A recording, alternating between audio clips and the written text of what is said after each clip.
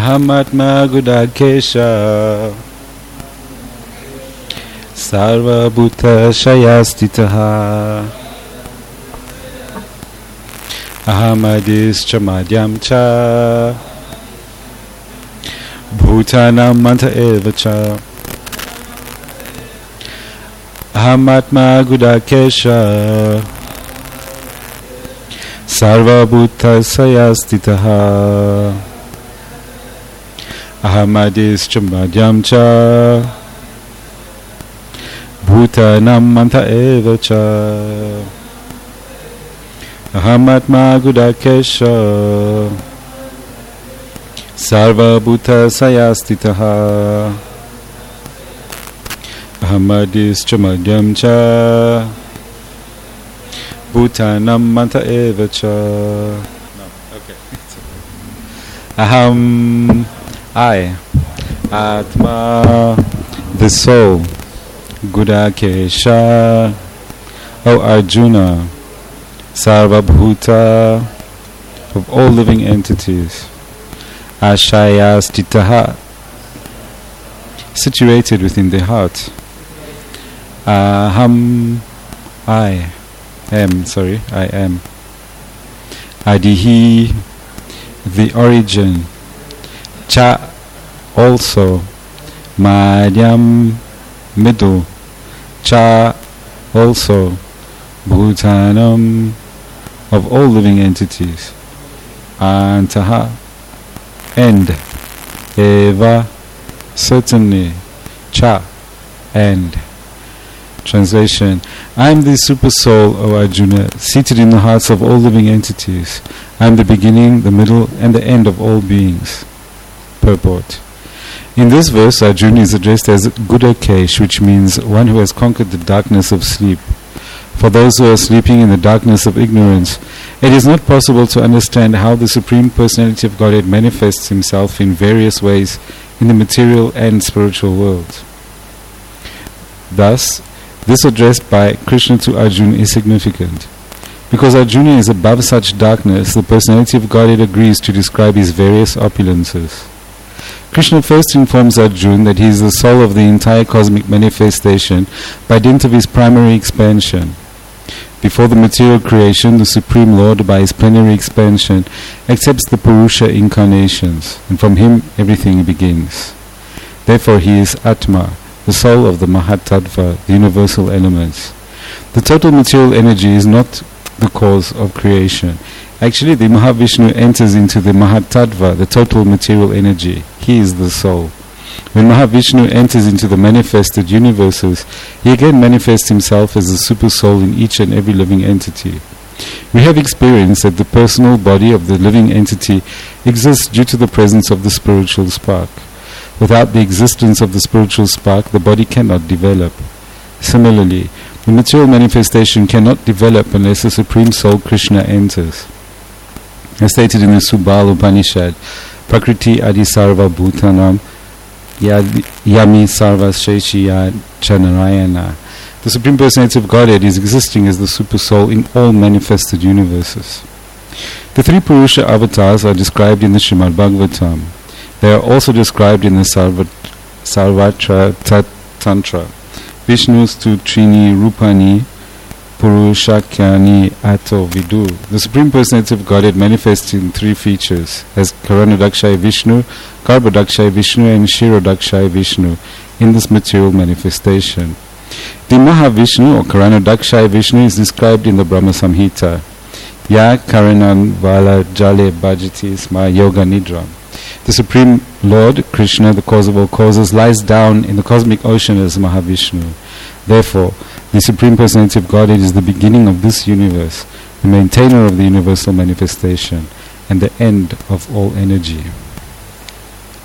Om Gyantamirandasya Ginangana Shalakaya Chakshuram Manitanyana Tasmai Shri Guruve Namaha Shri Chaitanya Manovistam Stapitam Yena Bhutale Swayam Rupa Giramaya Viratisvaradat Jai Shri Krishna Chaitanya Prabhu Nityananda Shri Advaita Gadadha Shivasari Gaura Bhakta Vrinda Hare Krishna, Krishna Krishna, Hare Hare, Hare Rama, Rama Rama, Hare Hare.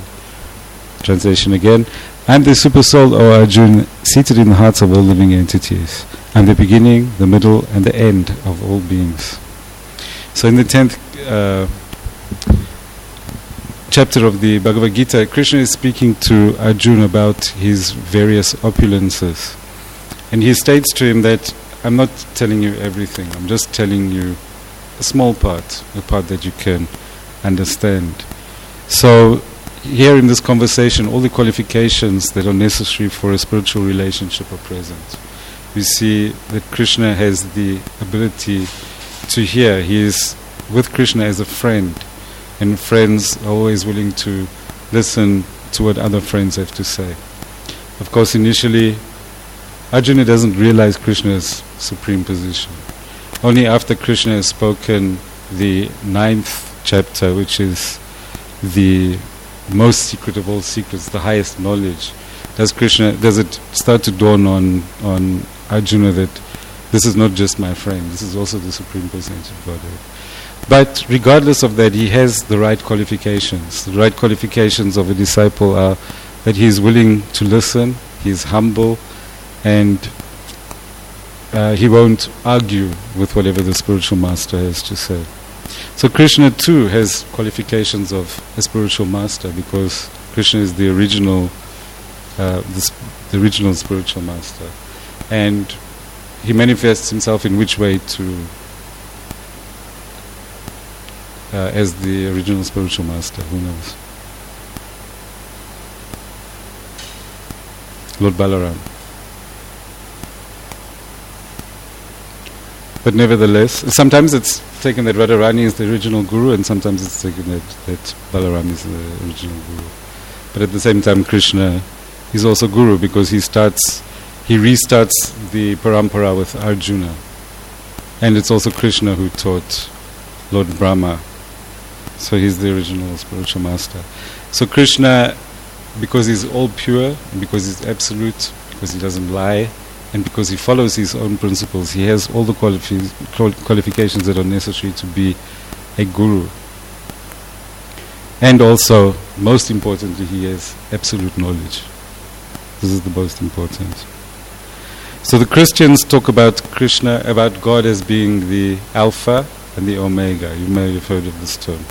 Alpha refers to the beginning of the alphabet. Omega refers to the end of the alphabet, the Greek alphabet, beginning and end. But they don't talk about the middle. So here Krishna is stating, I am the beginning, the middle, and the end of all beings. So the beginning, because Krishna actually establishes creation through Lord Brahma by glancing upon material nature, he impregnates her, and all the living entities come to life again. It's not that at that point they are created. They existed previously, but they're just lying in an unconscious state. So once again, when Mahavishnu glances upon material energy, they become agitated, come to life again, and start to try to fulfill their material desires, whatever they may be. So in this way, Krishna is initiating the creation. He initially creates through Mahavishnu, the form of Mahavishnu, and his secondary position, he creates through Lord Brahma. Now, no material entity, living entity, no jiva can maintain properly. It's easy to create, it's easy to destroy, but maintenance is extremely difficult. So only Vishnu is qualified to maintain. If we had to maintain the material cosmos, we would have messed it up a long time ago. So that's why Vishnu is put in that position. And he destroys through Lord Shiva right at the end of the whole cycle. So in the same way, the Supersoul is also present in the beginning, the middle, and the end. Have you ever wished that you could have a very, very special friend that could be with you through thick and thin? Yes, I see someone saying yes. Someone who is there when you have your ups, when you have your downs, because life is like a roller coaster. You go up and down, up and down. someone who you could reveal your mind to. Well, that friend is there actually. He's there in the form of the Supersoul, just that we're not always aware of him. I'm sure all of you have had the experience where you hear this voice speaking in your head. Do this. And then sometimes there's the counteracting voice saying, no, don't do this. We've all had that experience, I see some nods there. So this is understood to be the Supersoul. It's not our intelligence. It's actually, if it's spoken in the right way, it's the Supersoul that's giving guidance from within. But the Supersoul doesn't only give guidance. Sometimes he just lets the soul do what he wants. He guides the soul to get what he wants. And people might think that this is bad. If God wants what's good for us, why does he let us fall into temptation, do some sinful activities? Why doesn't he always lead us on the right path? And the reason is that if a living entity has such propensities, such desires, he has to fulfill them, because he won't come to the point of wanting Krishna without fulfilling those material desires. Just like Srila Prabhupada said that most of his followers would go to the heavenly planets because they still have material desires. The advantage of going to the heavenly planet is that you can enjoy a greater standard of sense gratification for many, many years. And there's no reaction involved. Whatever you do in the heavenly planets, all you're doing is exhausting your good karma. There's no reaction involved. So then you get a chance to come back and hopefully take birth in a family of devotees. The danger of that is that Lord Chaitanya appeared 500 years ago, so 500 years of Kali Yuga have already passed. And when you go to the heavenly planets, it's like thousands of years in earth time. Of course, when you're enjoying, we all know if you kick yourself and you suffer for 2 minutes, it feels like it's forever. But if you're enjoying, 2 minutes is absolutely nothing. So by the time you come back here, the era of Lord Chaitanya will have passed. So there's a very good chance that you won't be able to make that much rapid advancement, because already you've proved that you've got material desires. So in this age it's much easier to get purified and much easier to get rid of these material desires through engaging in devotional service. As we know, in previous ages there was opulent deity worship. The standards were so high that we would never be able to, we can't even maintain the standards that Srila Prabhupada gave us now. So many temples are dropping things off the deity standard, but the deity standard is nothing compared to what it was maybe 100 years ago in India, never mind in a previous age. And with our agitation and our desire for sense gratification, would we really be able to go back to the first age and sit down and meditate for thousands of years? It seems like it's really impossible. So what's the option? Hopefully taking life in another planet or possibly coming back as an animal. Because if you don't qualify to do yagya and sacrifice, then what are you going to do? You have to take birth somehow. So Krishna joins the living entity and he guides the living entity through his life. And at any point on this journey through life, we can turn to Krishna or we can choose to reject him.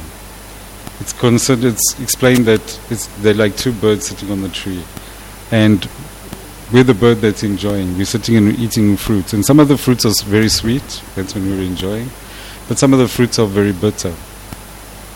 And the Supersoul, the bird that represents the Supersoul, the bird that represents the Supersoul, he's just watching the other bird eating.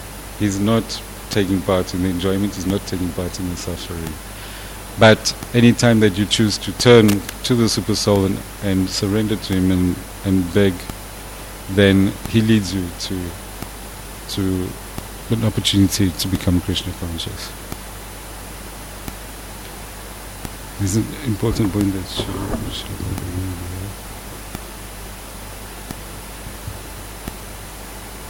So Srila Prabhupada says here, we have experienced that the personal body of the living entity exists due to the presence of the spiritual spark. Srila Prabhupada often used to give the example that if you go to a funeral and you don't know exactly what's going on, and you go up to someone and you ask them what happened, and people will be crying and saying, he's gone.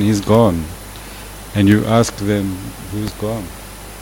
Because I see the body right there, it's in front of me. So this is how we can understand that the body becomes motivated through the spiritual spark which is within, which is the real us. So the Supersoul incarnates millions and millions of times, and he enters into the heart of every living entity. And sometimes when we talk about this, devotees make the mistake of thinking that we have one Supersoul inside our body. In fact, our body is full of other living entities. In fact, if without some of the living entities like bacteria and things like that, we wouldn't be able to exist, we would just die. Apart from that, every single cell in your body is a living entity because it can die. It dies actually after 7 years. So this means that within our body we have hundreds of different souls and hundreds of super souls, just that we are the predominating soul within this body. So just imagine that if you take to devotional service and you're chanting Hare Krishna and other living entities can hear, then you're benefiting so many souls. All the souls that are within your body also get a chance to become Krishna conscious. This is another reason why we should try to make some effort to become Krishna conscious.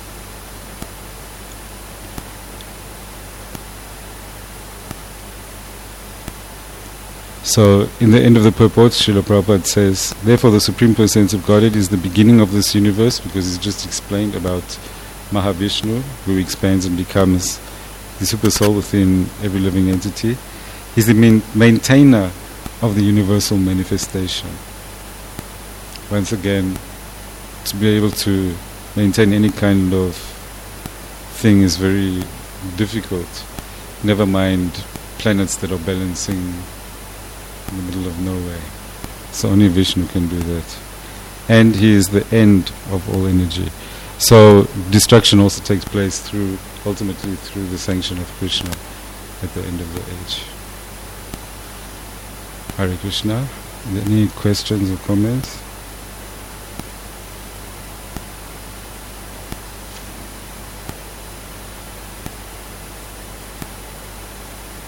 You have any questions, Mataji? You must have thousands of questions. You can ask. You understand the concept? So basically in the beginning there's Krishna. Krishna explains as Mahavishnu. You've seen Mahavishnu in the other room.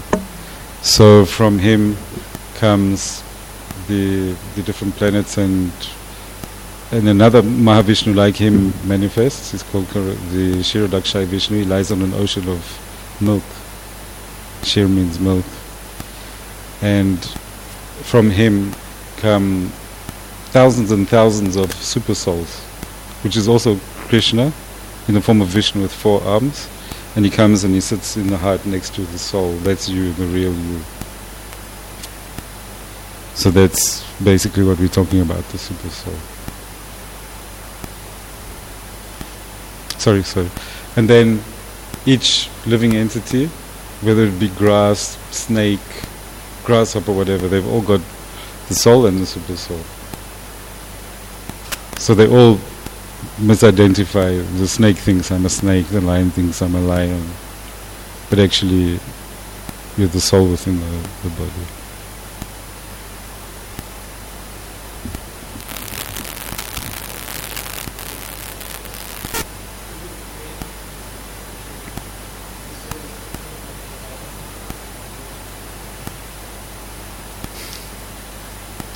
Generally, in my experience, other devotees might tell you different things, but in my experience, it's a kind of different voice. It's very, very loud and very persistent.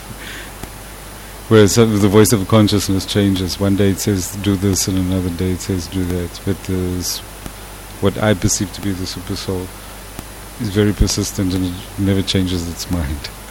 You have some experience, Prabhu?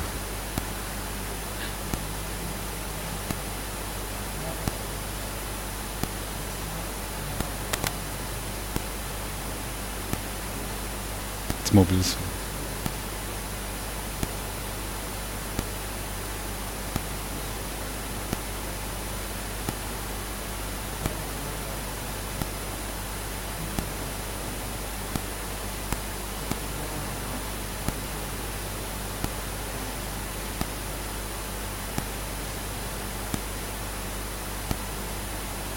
When I was living in South Africa, I had an experience that I could only describe as the Supersoul. There's no way it could have been my consciousness. My consciousness couldn't have known.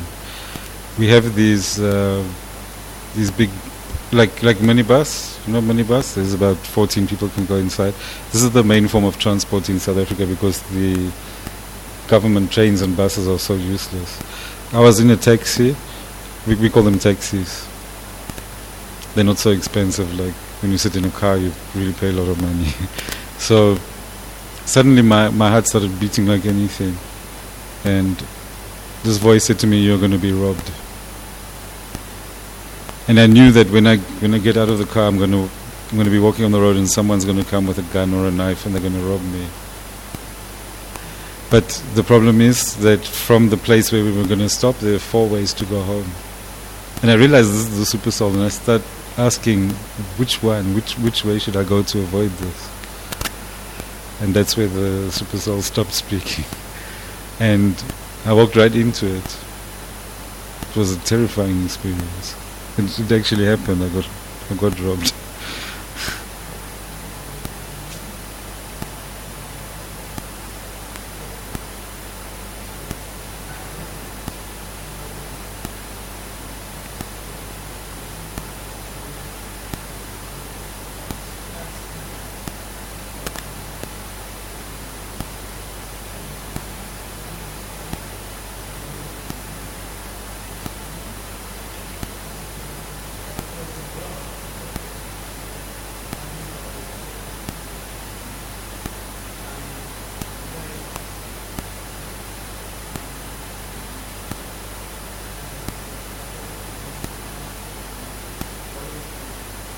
You saw the knife? You saw the knife?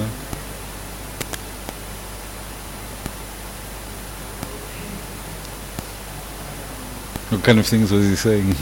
What was he saying to you?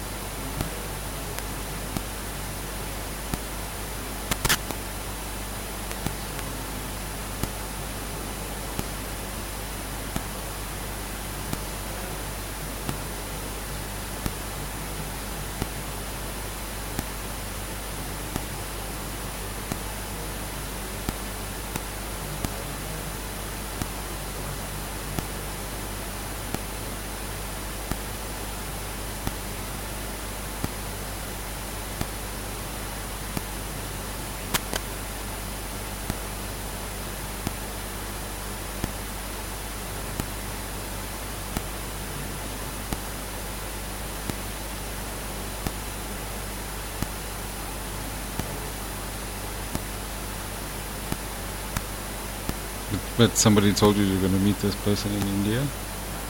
So, okay.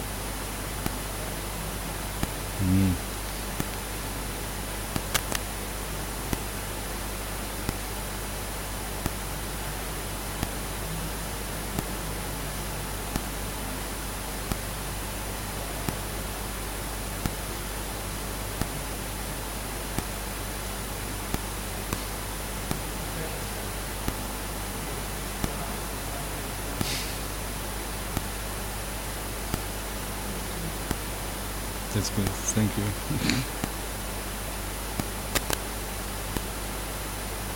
So to continue the story, I started to walk, just hoping that I'd chosen the right route, because I told you there's 4 ways to go.